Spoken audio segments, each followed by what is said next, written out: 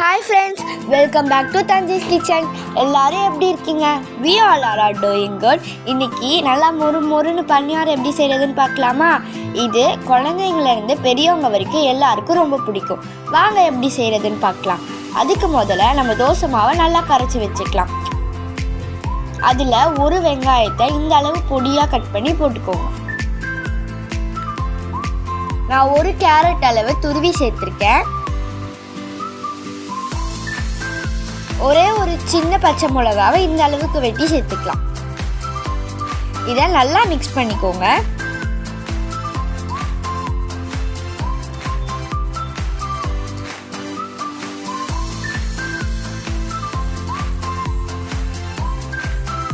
இப்போ அடுப்பில் குழிப்பணியார சட்டி வச்சு அந்த சட்டி நல்லா சூடானோன்னே எல்லா குழியிலையும் எண்ணெய் ஊற்றிக்கலாம்.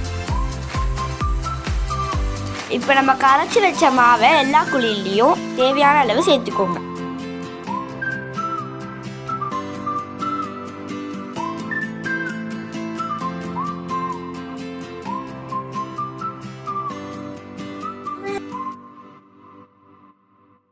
ஒரு பக்கம் நல்லா வெந்தோன்னா அதை திருப்பி போட்டுக்கோங்க. இந்த மாதிரி ரெண்டு பக்கமும் நல்லா வேகணும்.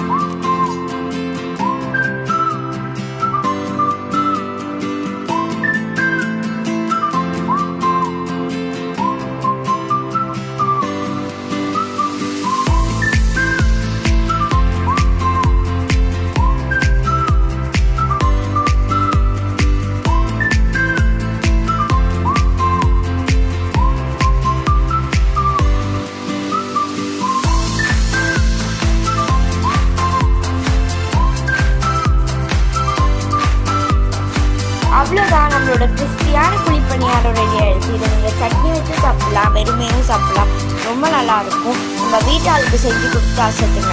என்னோட சேனலை ஃபஸ்ட் டைம் பார்க்குறீங்களா? லைக் பண்ணி உங்கள் ஃப்ரெண்ட்ஸ் அண்ட் ஃபேமிலிக்கு ஷேர் பண்ணி சப்ஸ்கிரைப் பண்ணி பக்கத்துக்கு பெல் ஐக்கானை கிளிக் பண்ணுங்கள். தேங்க்ஸ் ஃபார் வாட்சிங்.